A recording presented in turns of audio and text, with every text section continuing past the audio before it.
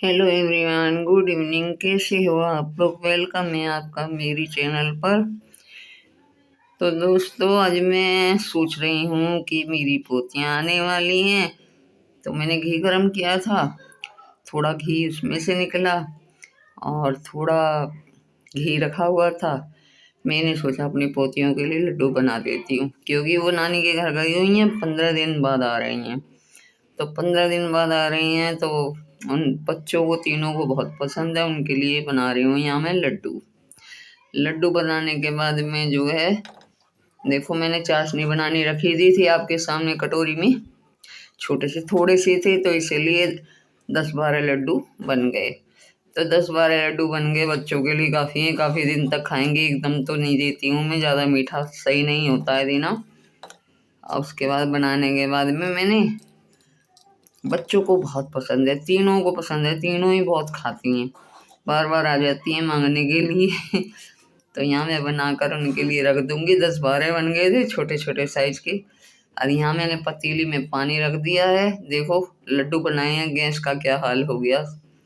और थोड़ा सर्फ डाल दूँगी, क्योंकि किचन के कपड़े हैं, काफ़ी चिकने हो जाते हैं, गंदे भी हो जाते हैं। इनको मैं और कपड़ों के साथ नहीं धोती हूँ, अलग धोती हूँ। तो यहाँ पर मैं भिगो कर रख रही हूँ गर्म पानी में सर्फ डालकर। ये भिगो कर रखने के बाद में यहाँ मैं गैस साफ कर रही हूँ।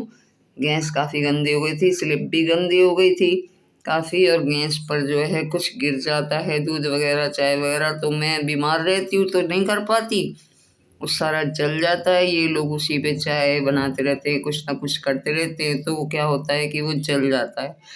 तो मैं यहाँ लोहे के जूने से छुड़ा रही हूँ सारा। पहले मैं पूरा मैंने लोहे के जूने से साफ किया, फिर मैंने गीला कपड़ा सूखे से साफ किया, फिर मैंने गीला कपड़ा लेकर के साफ किया अच्छा से सारा। फिर उसके बाद में मैंने थोड़ा बहुत रह गया था, फिर दोबारा लोहे के जूने से साफ किया। अब गीला कपड़ा लेकर के आऊँगी, उसे सारा साफ कर दूँगी, ये स्लिप भी साफ कर दूँगी। और ये जो गैस के ऊपर रखे हुए हैं स्टोव के कड़ी से, इनको भी साफ कर दूँगी। उसके बाद में जो है स्लिप साफ करूँगी। गैस के नीचे भी बहुत ज़्यादा गंदा हो जाता है, क्योंकि कुछ ना कुछ गिरता ही रहता है। और तो कुछ नहीं है, चूहे भी ज़्यादा परेशान करने लग जाते हैं, बार बार आ रहे जा रहे, आ रहे जा रहे। हमारे यहाँ तो छोटे छोटे चूहे बहुत हैं, मैं तो बड़ी परेशान हो गई हूँ इनसे। और देखो यहाँ पर देखो, मैं गैस साफ करने के बाद में इनको साफ करके रखूँगी। उसके बहुत टाइम लग गया था इसको करते करते करते करते। मतलब कहने का है कि बिना औरत के घर नहीं है। मैं बीमार पड़ जाती हूँ तो मेरे किचन का हाल बहुत बुरा हो जाता है, खास करके गैस का और स्लिप का बहुत बुरा हाल हो जाता है। तो अब यहाँ मैं कर रही हूँ नीचे से स्लिप साफ, सारी स्लिप साफ करूँगी। थोड़ी सी पहले सूखे कपड़े से करी, फिर मैंने गीले से कर दी, ताकि जो जमा हुआ है नीचे दूध चाय गिरता है जो भी सब छूट जाएगा। इसको कम से कम 2-3 बार मैंने कपड़ा गीला करके साफ करके धो के तब साफ हो गए। अब इससे अच्छे से साफ करने के बाद में मेरे को बर्तन धोने जाना है। मैंने सोचा दोनों तीनों काम हो जाएंगे, ये घी का भी काम निबट गया। पहले घी गरम किया, फिर लड्डू बनाए, और फिर मैंने आटा भी गूंद कर रख दिया था। आटा भी गूंद दिया, उसके बर्तन हो गए सारे एक साथ साफ हो जाएंगे, नहीं तो बार बार करने पड़ते हैं। यहाँ मैं आ गई हूँ बर्तन साफ करने के लिए। सब्जी मैंने बनाई दी थी, दाल बना दी थी।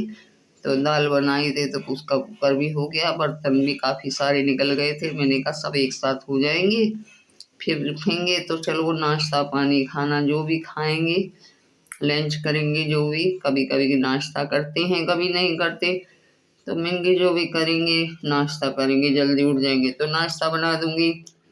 अगर नहीं तो फिर दोपहर की रोटी तो बनेगी ही। यहाँ मैं कर रही हूँ बर्तन साफ। बर्तन साफ करने में भी काफ़ी टाइम लग गया था, क्योंकि काफ़ी सारे हो गए थे, थोड़े थोड़े थोड़े थोड़े करते। गम वाली हटाई है जब से सारा मुझे ही करना पड़ता है, क्या करूँ, कोई करने वाला नहीं है तो दिक्कत तो होती ही है। अब बर्तन साफ करने के बाद में जो है मैं यहाँ पे फिर किचन के पूरे नीचे से भी सफाई करूँगी। उसके बाद मुझे नहाना धोना भी है, कपड़े ओढ़ भी रखे हुए हैं वो भी धोने हैं।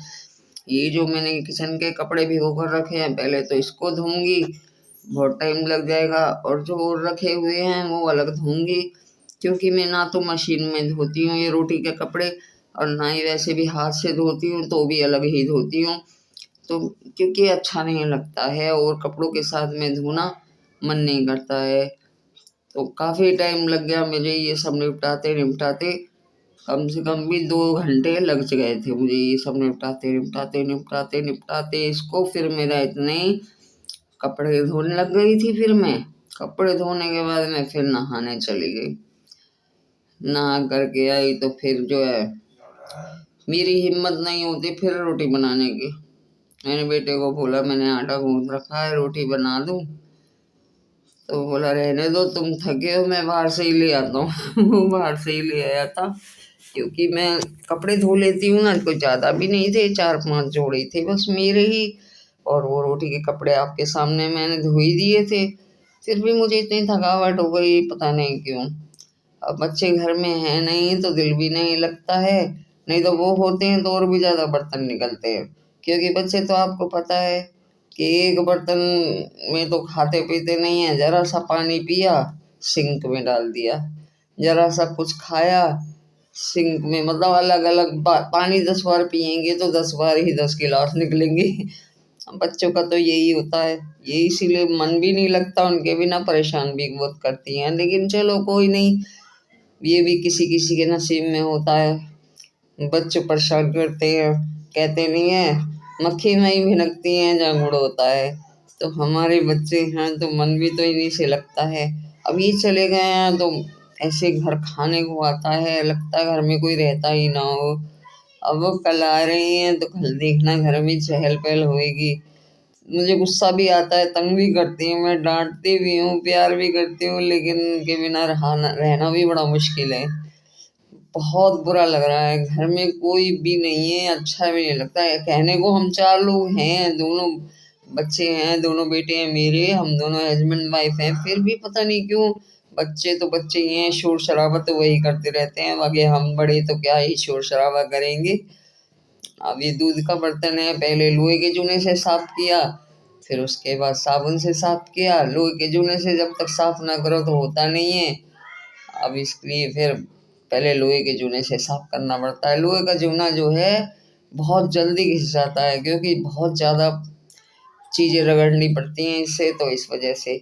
अब यहाँ मैं सब धो धा के सिंक वगैरह साफ कर दूंगी। फिर उसके बाद जो है मेरे पड़े हुए हैं जो कपड़े भीगे हुए रोटी वाले, ये देखो कुकर रह गया था, अब कुकर साफ करने लग गई। कुकर रह गया, इसको भी पहले लोहे के जूने से फिर साबुन से साफ किया, क्योंकि अंदर से जो है पीलापन रहता है इसके अंदर, सब्जी वब्जी बनाओ, दाल वगैरह बनाओ तो। अब फिर मैंने ये चकला भी थोड़ा सा आटा रह गया था लगा हुआ, इसको भी दोबारा धोया। अब यहाँ मैं धो रही हूँ, देखो कपड़े किचन के एकदम से बिल्कुल साफ हो गए थे, देख रहे हो आप, बिल्कुल इसकी जो चिकनाहट है सब निकल गई थी। अब मैंने इसको कम से कम भी 5-6 पानी से निकाला, क्योंकि सर्फ साबुन नहीं रहना चाहिए। रोटी के कपड़े हैं तो आप समझ सकते हैं, वैसे भी मैं इतने साफ पानी में निकालती हूँ, पहनने वाले होते हैं जो। और ये तो फिर रोटी के कपड़े हैं, किचन के कपड़े हैं, क्योंकि देखो हर चीज़ साफ भी करनी पड़ती है, तो इसलिए थोड़ा ज़्यादा ही पानी से निकालना पड़ता है इनको मुझे।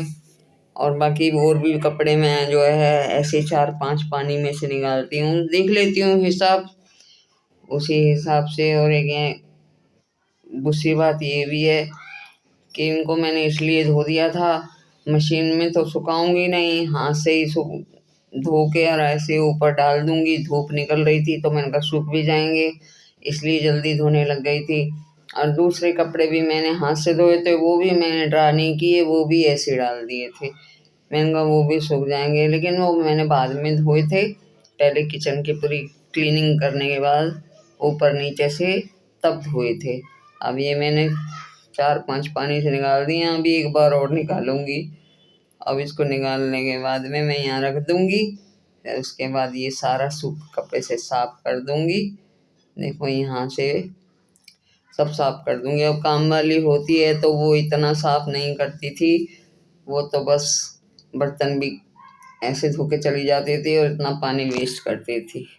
तो आपको मेरी वीडियो कैसी लगी मुझे बताइएगा कमेंट में, और मिलते हैं नेक्स्ट वीडियो में। बाय, राधे राधे, जय श्री कृष्णा।